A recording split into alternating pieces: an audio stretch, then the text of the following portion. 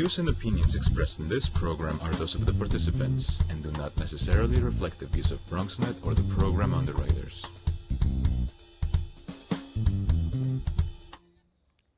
Hola everyone, and welcome to Open, the one and only show bringing the best of the Bronx, New York, and the world straight to you. I'm Rhina Valentin, your host of Café con Leche every Friday. Here's what's coming up in today's show. Leading things off, we'll sit down with a representative from the Women's March Alliance to discuss January's march and the initiative Power to the Polls. Then we'll get a front row take on the Bronx Arts Ensemble's Bronx Salon with a multiple Grammy Award-winning musician, composer Paquito D'Rivera. After that, we'll step out into the open as I visit with former New York City Council Speaker Melissa Mark-Viverito during her last days in office to discuss all her contributions towards sustaining arts culture in the Bronx. And later on in the show, Bobby Seat brings us up to date with the latest headlines in the world of sports. And finally, our Open Artist Spotlight features Bronx-born drummer Anthony Anderson, closing us out with some live percussion. So sit back y prepárate. All this and more is coming your way, because now we are officially open.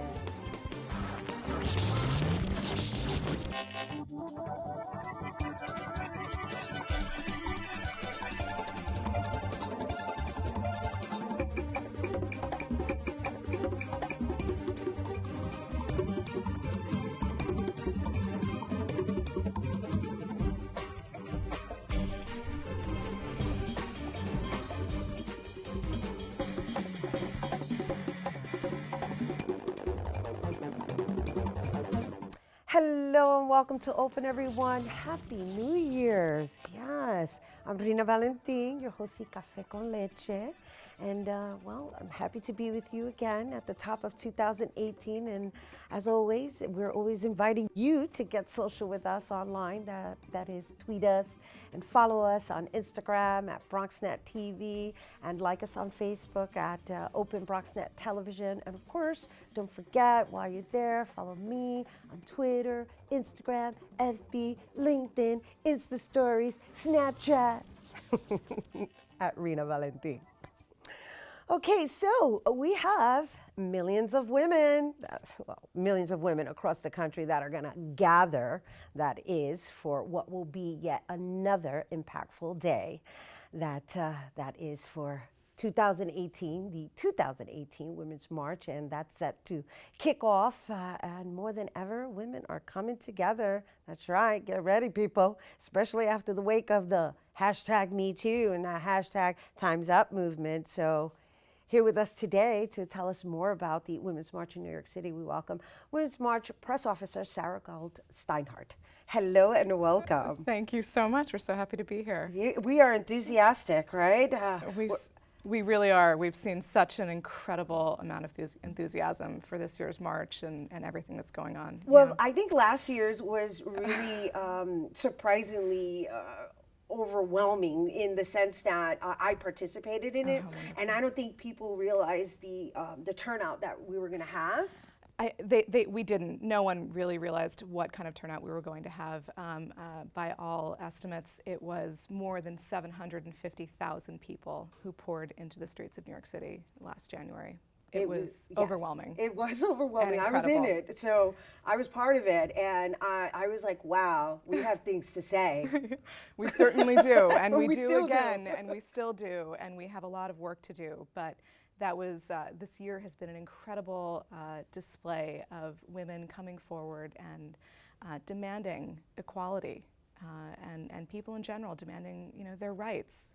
Yes, no, I know, and I'm really going to try and stay away from the latest, in Spanish I'll call it caca.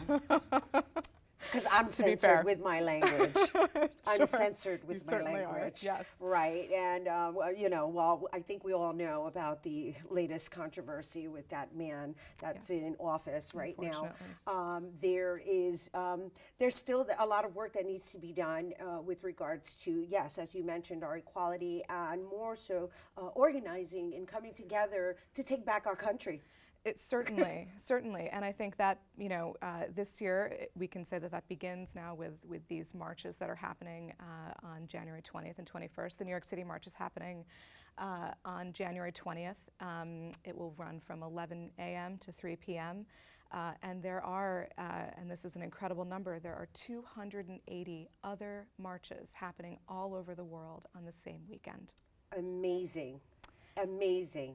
Amazing. Are they all happening simultaneously? Many are. Okay. Many are happening on the 20th. Some are happening on the 21st. We have been calling this the hashtag Weekend of Women because this is happening all over the globe. And each march really has been organized and produced by separate groups of women in each of the cities that they're happening, and that just gives you a sense of this sisterhood that it's a reality. There's a sisterhood all over the world, and that's going to be on display. Oh, my hairs are standing up just at the thought of knowing, right, because you said global. Yes. I want to make sure everybody understands that's different countries, that's different parts of the world.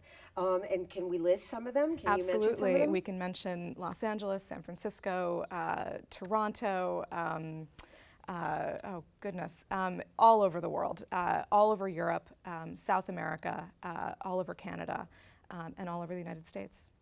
Nice. Really, in nearly every single state. We need it. We need a global, unified, energetic force to combat the darkness that seems to be seeping into our space. We do, and in addition to the marches, we are also, the Women's March Alliance is really sort of the driving force in a voter registration initiative, and our goal is to register 1 million women to vote by the November elections. We're partnering with Vote.org and Rock the Vote and Latino Voter and League of Women Voters and Headcount, and that is sort of our second huge initiative. So I know we're here to talk about the march, but let's talk really quickly as much and provide as much information to anyone who may be listening that could either contribute or wants to participate. Like, so what are the steps here? So it's really as simple as visiting, our website, womensmarchalliance.org, to find out more information about how to vote and who to register with. At the march itself, we will have almost 130 voter registration volunteers who will be able to assist anyone who is interested in registering to vote. And that will be the case for marches all over the country. And that's a huge part of what we're doing. It's easy to register, and everyone should. Okay, so that's at the march. Yes. And then past the march, right, because I understand the Power to the Polls, that's the initiative, right? The Power to the Polls is also an initiative in where certain parts of your organization will be visiting other parts of the countries that may not really be engaged or have the necessary knowledge that they need to make the right decisions. Absolutely. So there will be education initiatives happening all over the country over the next 10 months leading up to the elections. And you can find information out on our website. You can visit Power to the Polls. And all of the information you would need, anyone would need to find their local representatives to register is there. And that begins at the age of 18. It begins at the age of 18. No, we do. We need to emphasize because we need you guys to take the plunge and become adults. Absolutely. in the moment and having your voice heard. And so much of what we do is really focused on empowering young people to exercise their rights and to know their rights and then exercise them. And the most fundamental way of doing that is by voting. It's just so critical to the whole democratic process. Yes, and we thank you guys for taking the lead on that. And with regards to going back to the march on the 20th, what are some of the themes that you see are most prominent in the organization?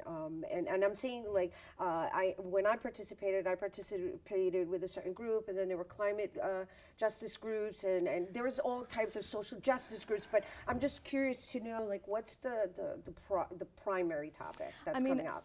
That's a great question. The Women's March Alliance, our focus is on empowering women's voices and educating women and educating them to to be active in their communities. That said, the march, we welcome all people and all positive causes. And not just women. And not just women. Last year we saw men, women, children from every walk of life participate, and that is really what we want. This is open to everyone, and this is about human rights, it's about civil rights, gender equality, environmental conservation. These are all really positive causes that we truly believe in, and the march is a demonstration of that. You know, it has grown out of a primary goal of, you know, demanding gender equality, and within that is, you know, the pay gap, and you know, women's rights in general, and so. Yes, yeah. no, I could just sit here and listen to you, because I hope that they're getting that we need to organize, and we need to come together, and we need to act as one unified voice. And please share with everyone what results we get from coming together and doing these marches. We show when we come together in these huge demonstrations, peaceful, powerful demonstrations, we show our lawmakers that exactly what we want. It's so easy to become complacent and to, you know, to feel like you have a lack of power when it comes to showing our government what we want. When we have these demonstrations, we show them exactly what we are fighting for and what we want. And these are our elected officials. They work for us. And when we come out en masse, we show them exactly what we want from them. Yes. And the results we see are, you know, it'll happen. It happens gradually, but you know, we'll see those results in the upcoming elections when we've registered millions of people to vote. Yes, and we look forward to that. Yes, So yes. before we go, is it required to register for the march? It's not required to register for the march. It's encouraged so that we have a sense of just how many people are going to show up. You can register at womensmarchalliance.org. We encourage people to dress in layered clothing in case it's cold. Wear sneakers, bring a water bottle. It's not registered. We welcome everyone. If you can't register, come anyway. And the starting point is? The starting point is 71st and Columbus Avenue. It begins at 11 a.m. There is a rally from 11:30 to 1 p.m. with the most incredible slate of speakers and musicians performing. These are activists, they're musicians. These are really powerful women who have a lot to say. And then we will march beginning around 12:30, 1 p.m. Down Central Park West, through Columbus Circle, across Central Park South, and down 6th Avenue. Nice. Yes. Nice, looking forward. And thank you so much for sharing it with us here at the top of our year. We're so thrilled to be here. Thank you. Sarah, Thank you so much. Sarah Steinhardt. Thank you. We'll see you. Again. See you Saturday. Yeah, you'll see me Saturday. I'm definitely going to be there. Great. And you guys, we hope you'll join us as well. And once again, for more information to join the upcoming Women's March, because, you know, time's up. That's taking place on Saturday, January 20th, and that's from 11 a.m. to 3 p.m. estimated. It may go past 3 p.m. And once again, you can visit womensmarchalliance.org. Visit womensmarchalliance.org. Okay, we are taking a quick break, but coming up, we'll find out about an upcoming concert taking place right here in the Bronx. Don't go anywhere. Coming to you from our BronxNet studios, 4 new shows highlighting some of the best of the Bronx has to offer.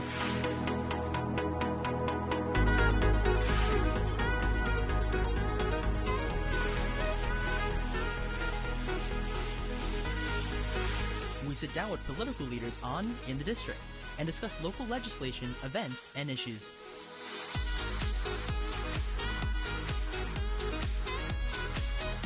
See how the community and business come together with The Bronx Now on BronxNet.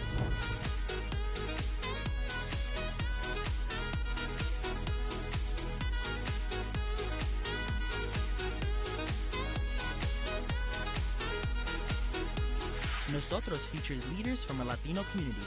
Meet those who are moving to make a difference in public service, business, arts, and culture.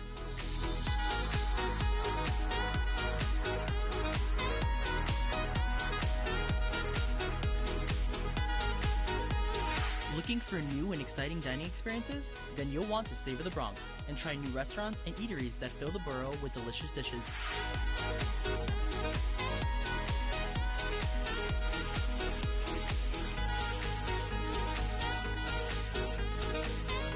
We have it all, so experience the Bronx in new and fresh ways on BronxNet.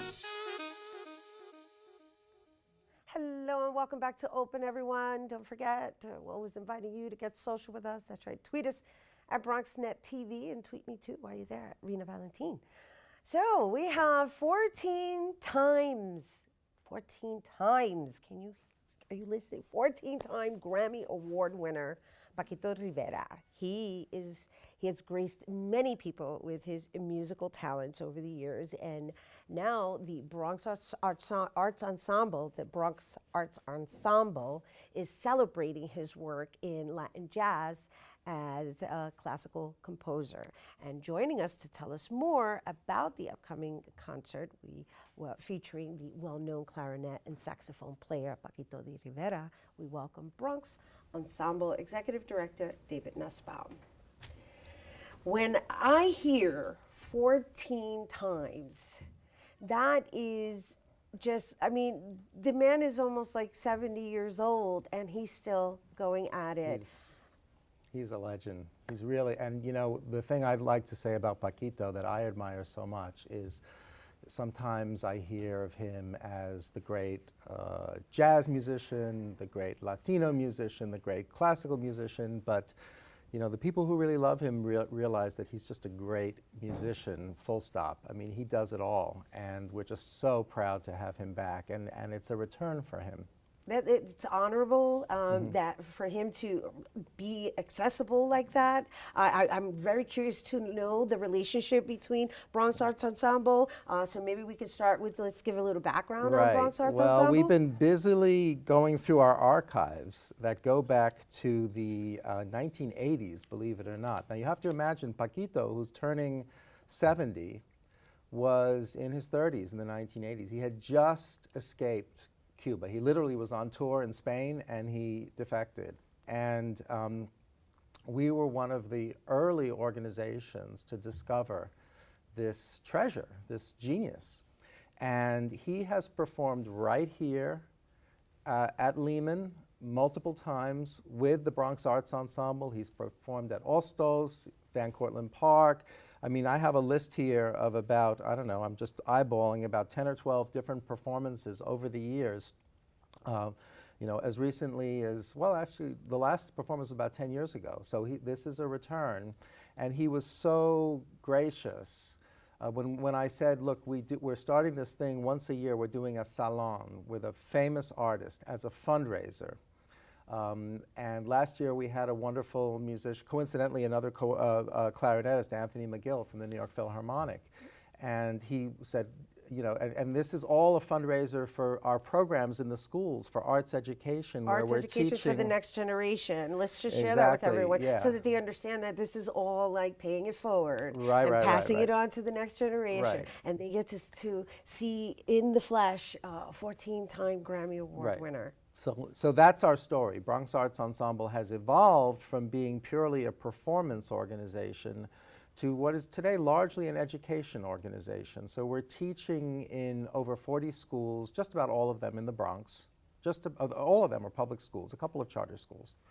And we have a whole variety of programs, and that's what this fundraiser is all about, because, I mean, we just got through hearing about the Women's March and some of the challenges for women today. And incidentally, you need to wear a pink hat next week, not a black hat. Thank you for reminding me. I'll probably wear one with ears too.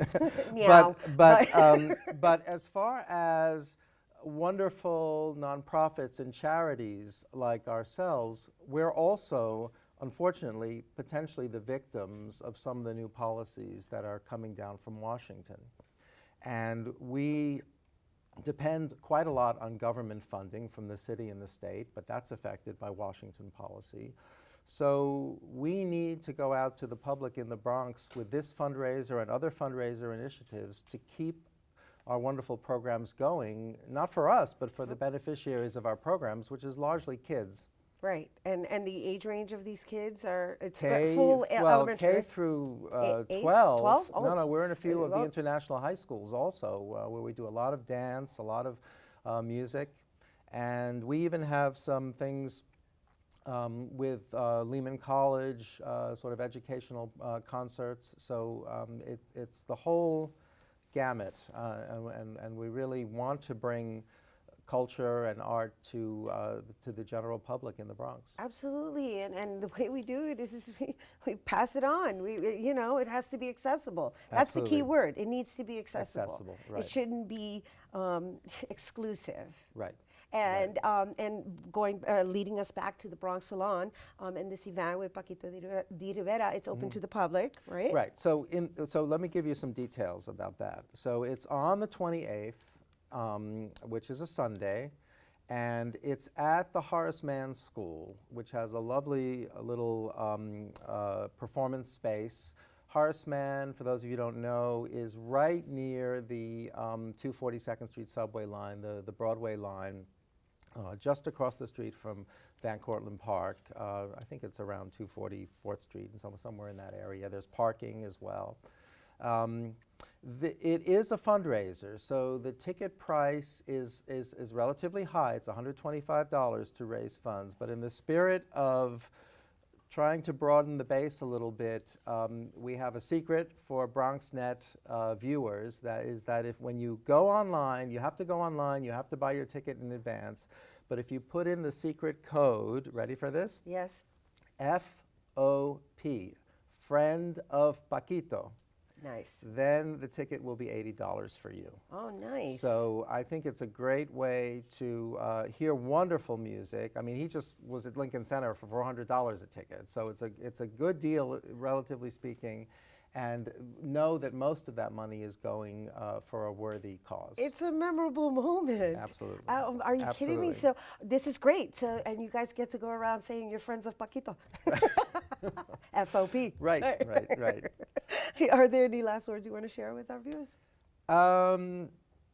Well, I did want to mention one other thing I forgot to mention, and that is Paquito is the star of this show. But right behind him are two dear friends and family, both of Paquito and of Bronx Arts Ensemble. Brenda Feliciano is a singer, and she's originally from Puerto Rico, and she happens to be the wife of Paquito. So WOP. And then the great Pablo Zinger, who you've met before, who's done many, many concerts with us. In fact, I think was the gentleman responsible for introducing my predecessor, Bill Scribner, to Bronx Art, to Paquito. Pablo will be playing piano, and he's just fantastic. And some of the pieces and songs are arrangements that were done by Pablo Zinger.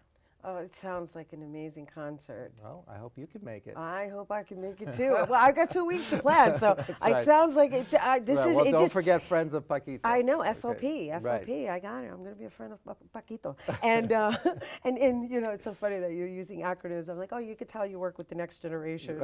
Well, not by looking at me. No, you're doing a great job. You're doing a great job. And thank you so much for always coming here and sharing it with our viewers. Thank Okay, you, Executive thanks, Rhina. Director Okay, David. thanks. And you guys, once again, the Bronx Salon with Paquito D'Rivera. It's taking place on, it's taking place January 28th from 2 p.m. to 4 p.m. And that's at the Horace Mann Recital Hall located at 231 West 246th Street in the Bronx. For concert tickets, you can visit BronxArtsEnsemble.org. That's BronxArtsEnsemble.org. And do not forget to use the code FOP, Friends of Paquito.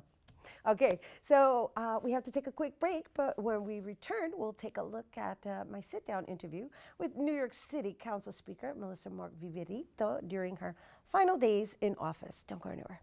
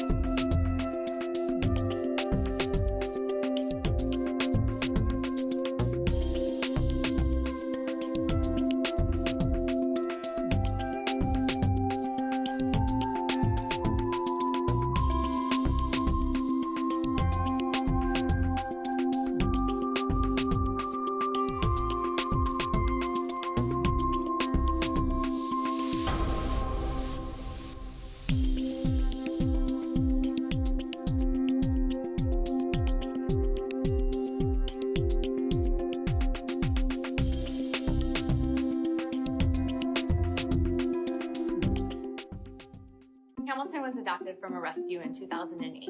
He's quite the pug about town. He gets invited to a lot of parties. He knows he's a pretty big deal. How could you not love him?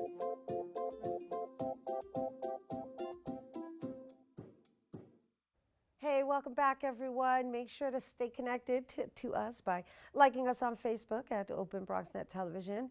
And so, part of what makes the Bronx so special is the arts and culture that surrounds the borough.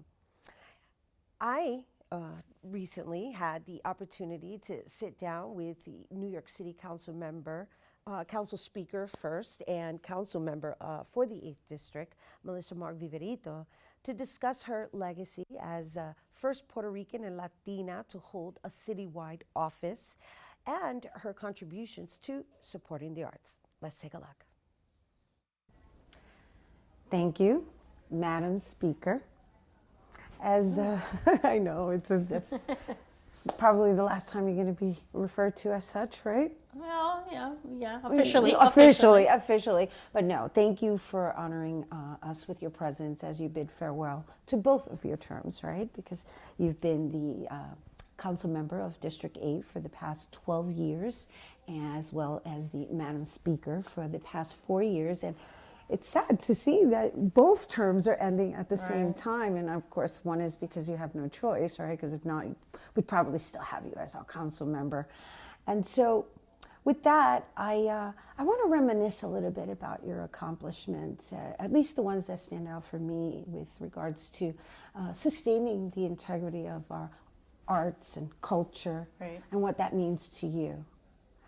I mean, you know, the issue is about as a district changes, right? We have a city that grows, neighborhoods change, but how do you maintain the cultural integrity and the legacy of culture that has existed in that community? How do you keep that alive and vibrant? And, you know, representing, my district is obviously 50% in the Bronx, 50% in East Harlem, El Barrio. The El Barrio portion of the community has really particular significance. It's known as the cradle of the Puerto Rican community, la cuna de la comunidad puertorriqueña. And so there's a lot of history and culture that exists here. And representing this community is trying to figure out how can I contribute to sustaining that, to embedding that, right, into the future of this community, and make sure that our legacy and our footprint is not erased and not lost. And so that's been a real challenge. But something I do with great pride because it's important to do. And it's visible. It's visible, and I'm so honored to even be here documenting this historical moment as the first Puerto Rican Latina woman to hold citywide office, and also just somebody who holds her culture so pridefully. And I understand where you're coming from with making sure that we maintain a voice, and that's what you've been for us, not only as Latinos but also as a woman. Yes, that's it's important. I mean, considering that we're also losing, you know, women in the city council in particular, where I was a member. We've seen that our representation drop, and we're 50% of the demographic in terms of gender, right, women. And so that voice needs to be at the table when we're formulating policy priorities and formulating, you know, ideas for legislation, et cetera. That voice being absent is very problematic and troubling for a progressive city like New York. And speaking of progressive, one of the things one of the projects I want to say that I think will be here for quite some time that will represent your name is the arts mural initiative that you did. It's, what was it called? Monument Art. Monument Art.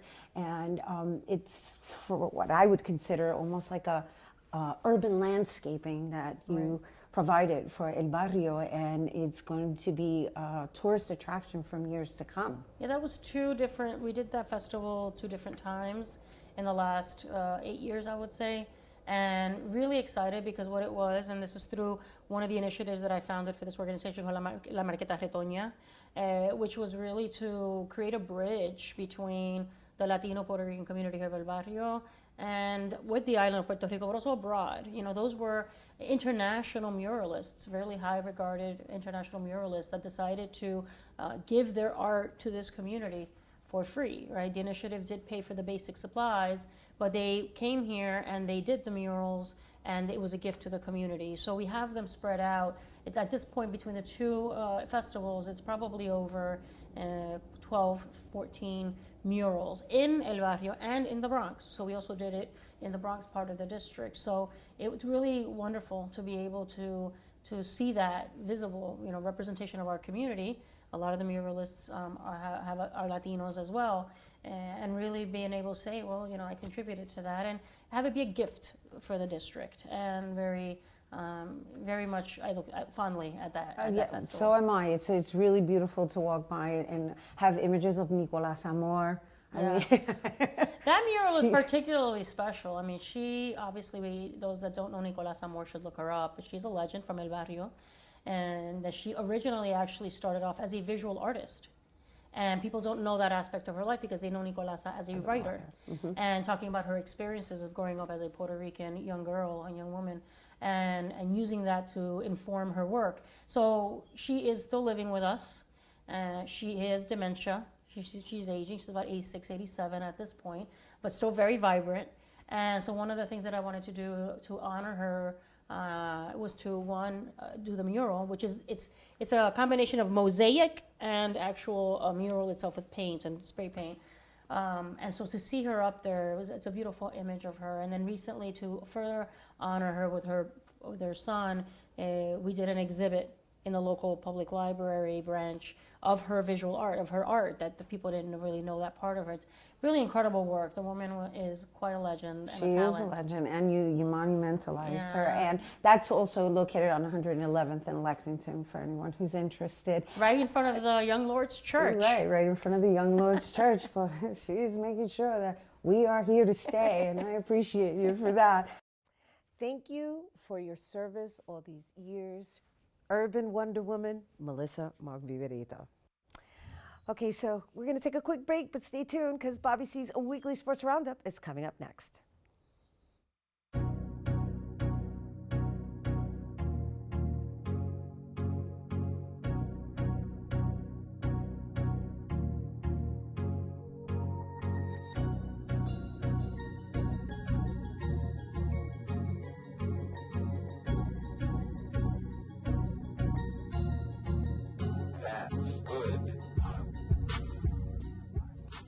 Well, I got this as a paid internship. Spending my time here, I really enjoyed the people that work here. I enjoy what goes on behind the scenes.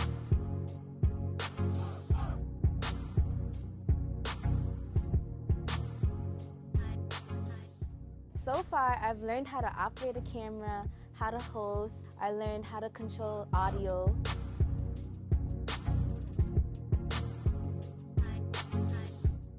My first time hosting was really nerve-wracking, but I really enjoyed it because it was a new experience.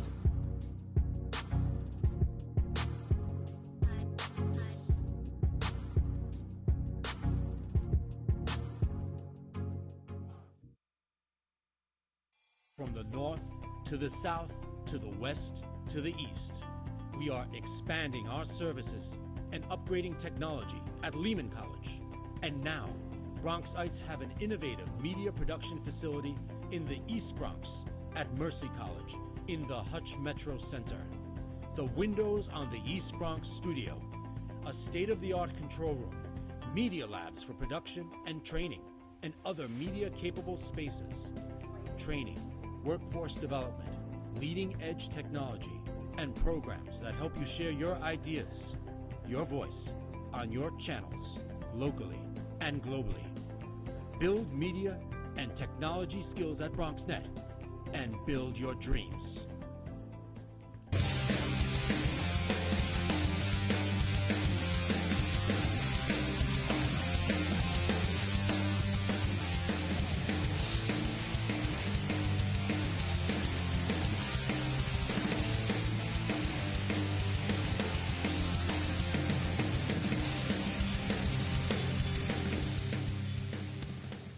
This is Bobby C reporting from Yankee Stadium on arguably the coldest day of the year.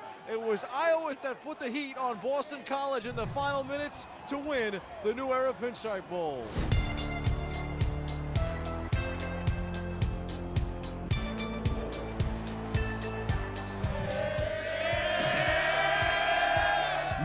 Jersey's own Akram Wadley made Yankee Stadium his personal playground in this year's New Era Pinstripe Bowl.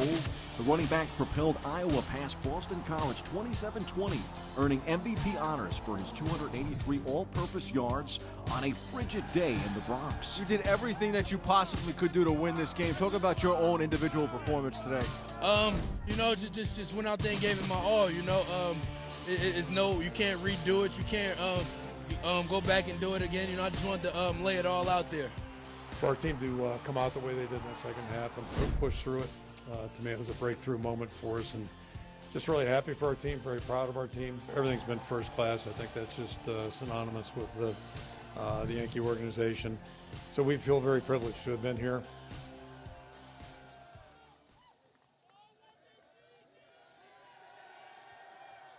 Pinstripe Bowl was among the top bowl games of the season, maybe even the best, at least until Monday night in Atlanta.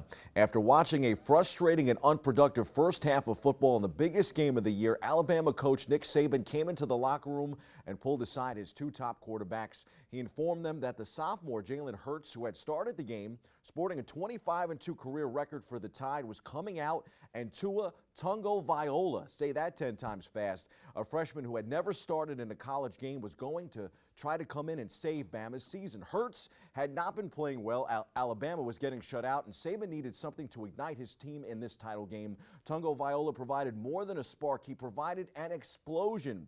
His dazzling performance carried the Crimson Tide to a 26-23 overtime victory over the Georgia Bulldogs and a 12th national championship, their 5th under Saban. Saban now has 6 titles. Tagovailoa threw for 166 yards in the second half and overtime and 3 touchdowns, including the winner.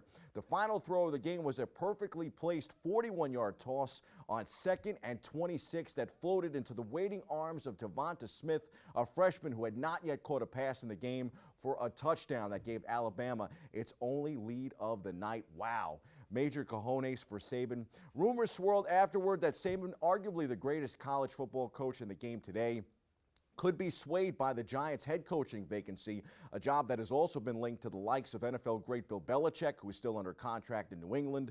The Giants haven't named a new coach yet, but they did finish the season with a victory. Here's more.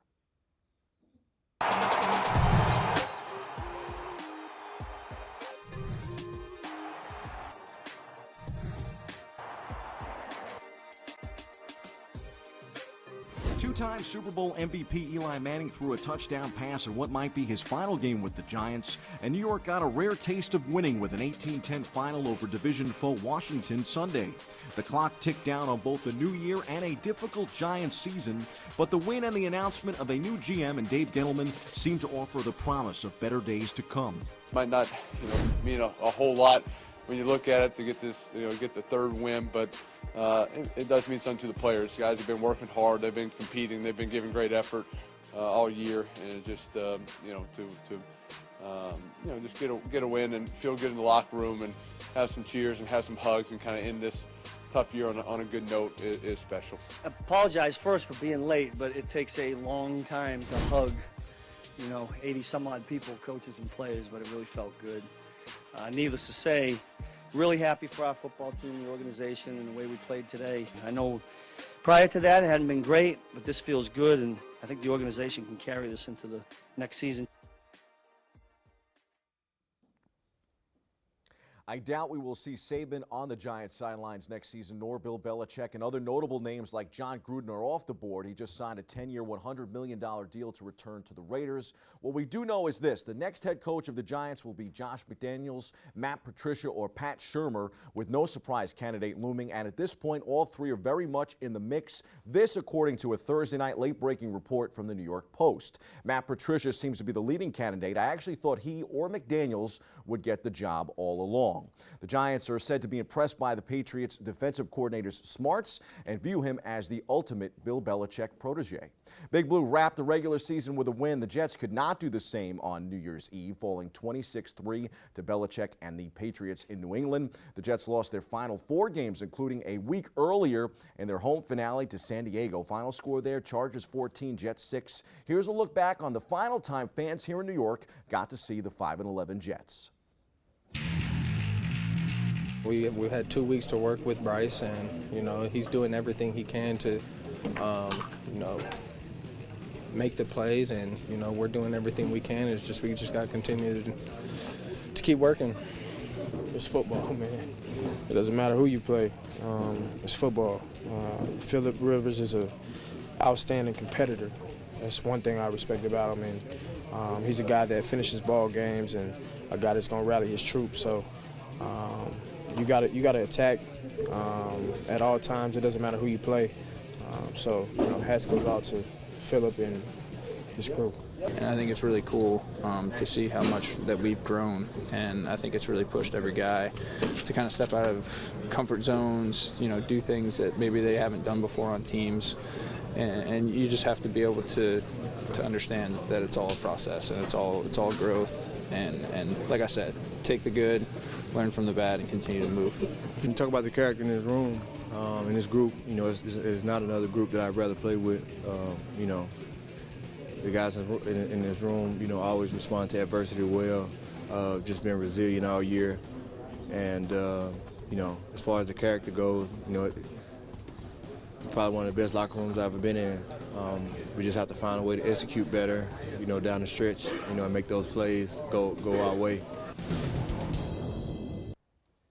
Meanwhile, the Giants finished 3-13. The G-men will have the number 2 pick in the draft. The Jets will have the 6th choice. It's a big quarterback draft. Both New York teams could be players for their franchise quarterbacks of the future.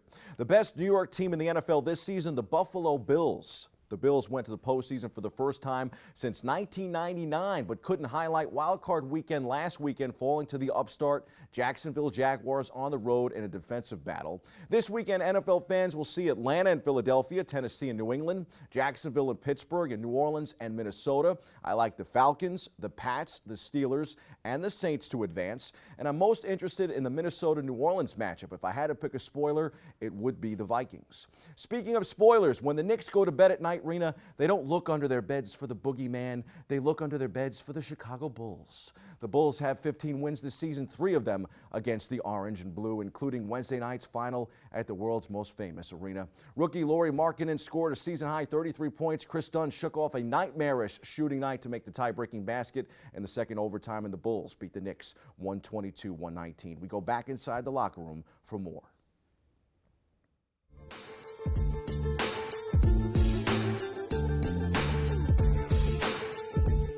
Lowry just, you know, to come in on the big stage, you know, the world's most famous arena, hit 8 threes, and, you know, play against, you know, arguably, you know, as good a power forward as there is in this league in Porzingis, you know, to play 46 minutes, you know, and then hit the big free throws late, tells you everything you need to know about Lowry. He's just such a competitor and you know, a guy that's going to come out and play. It was really cool to actually play here for the first time. There was awesome atmosphere, great fans, and I tried to get whatever the defense was giving me, and early it was a couple of threes and I made them and felt good, so I just kept shooting. It was a tough stretch, and you know, then it's late in the game, it's tough to get back, you know, in good rhythm where you can score a few times in a row. It's just maybe you get an opportunity. If you miss it, that's it.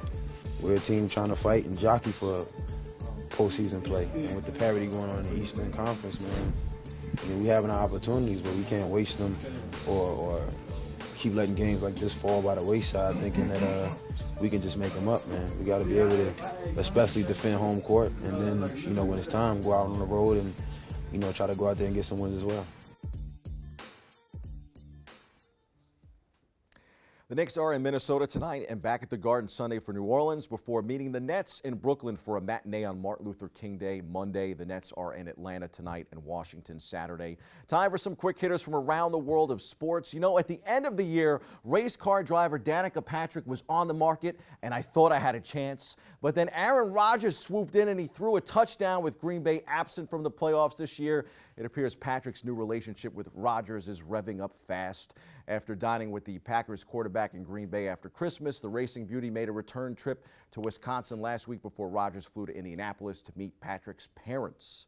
Patrick split from longtime boyfriend and fellow driver Ricky Stenhouse Jr. in late 2017.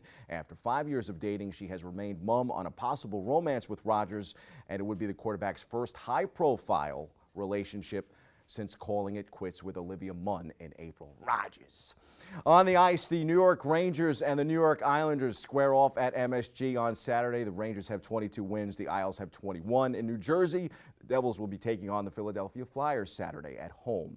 4 players from area teams will represent the Metropolitan Division in the 2018 NHL All-Star Game. The NHL announced the All-Star rosters Wednesday. The Rangers' Henrik Lundqvist, the Islanders' John Tavares, and Josh Bailey, and the Devils' Taylor Hall are among the 40 players selected for the January 28th showcase in Tampa, Florida. Those are the headlines. We hit the C-list for an update on the baseball hot stove.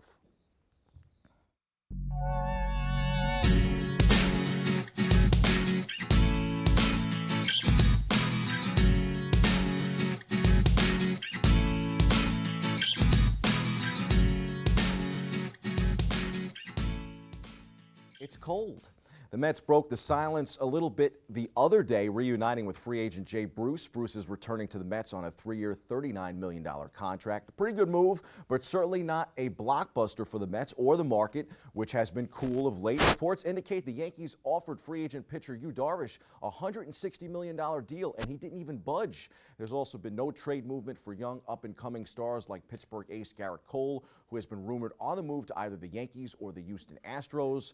But with February only a few weeks away and spring training on the horizon, expect to see the hot stove heat up once more before the season starts. That's your sports. I'm Bobby C.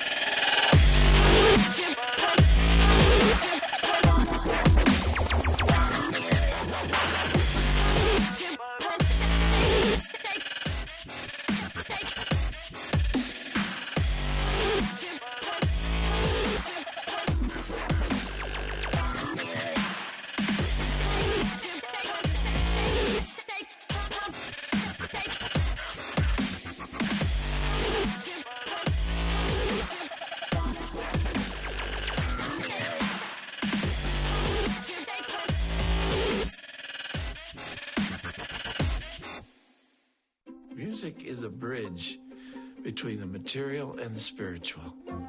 As a blind person, you have to be aware that nobody can tell you what you can or can't do. You really have to try things. My wife, who was also blind, was a good cook. When she died, that's when I started Meals on Wheels. My name is Harvey Lauer. America, let's do lunch. Drop off a hot meal and say hello. Volunteer by donating your lunch break at americaletsdolunch.org. Welcome back to Open, everyone. It's now time for this week's Open Artist Spotlight. The Open Artist Spotlight is made possible in part with public funds from the Bronx Council on the Arts through the New York State Council on the Arts Decentralization Program. Our Open Artist Spotlight features a Bronxite who started playing drums at the age of 9, and he is one of 19 children. And, well, he's always been drawn to the drum, especially after his father's transitioning. And, well, his style is kind of funky, raw, and has a flair. Please join me in welcoming Anthony Anderson. Thank you, Rena. It's truly a pleasure to be here. Thank you for having me. Thank you. It's a very interesting introduction to introduce you as a child of 19. Yeah. Ouch. Where did you find space to even have the drums?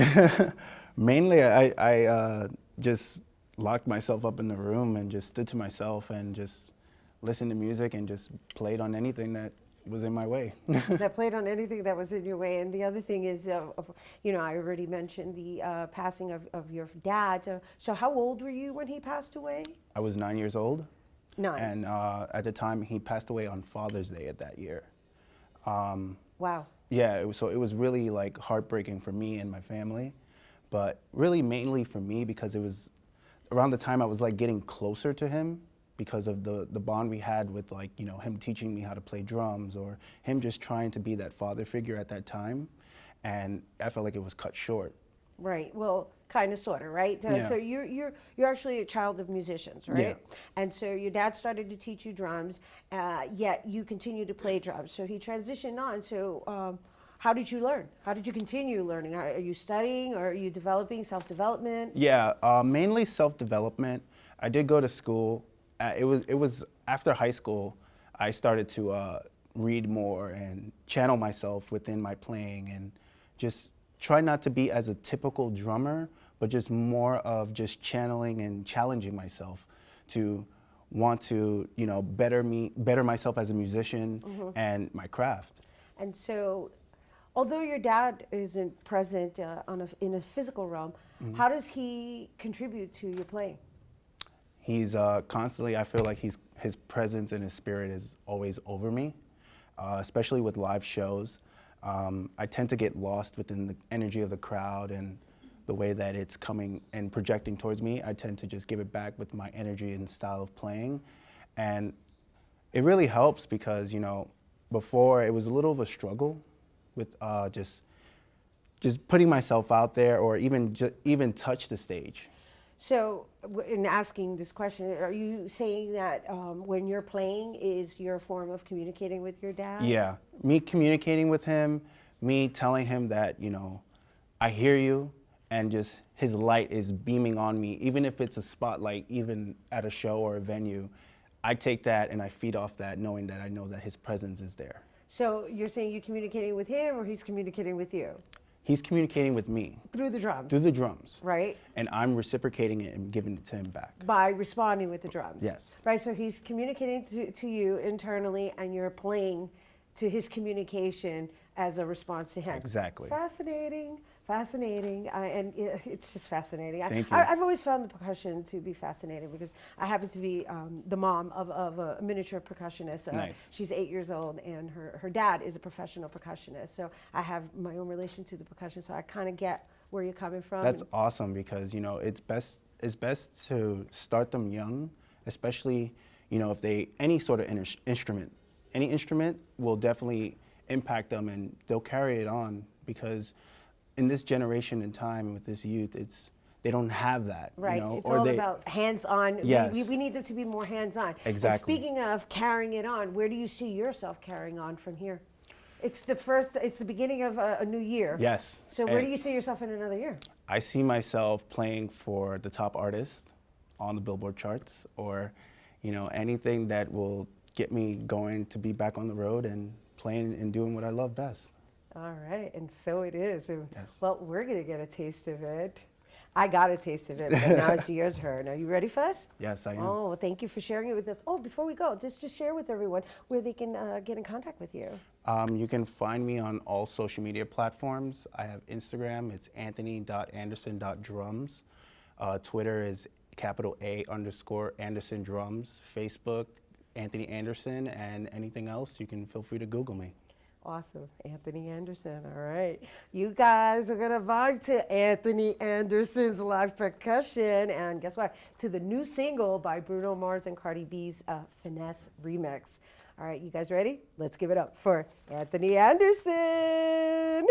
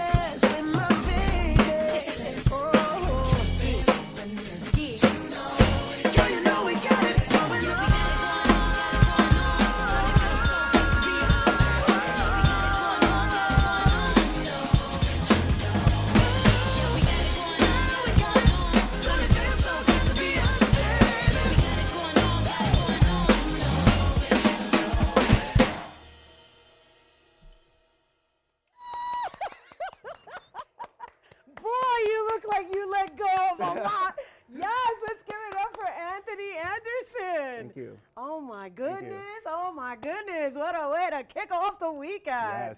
Whew, thank you, thank you. You guys, once again, for more information on Anthony Anderson, check him out on Instagram at anthony.anderson.drums. That is our show today, mi gente. Thanks to all our guests for coming through, and to you, our viewers, for tuning in. If you missed any part of the show, you can check out the recablecast tonight and 24 hours a day at bronxnet.tv. I'm Rhina Valentin, and from all of us here at Open, may the universe provide paz, prosperity, y amor.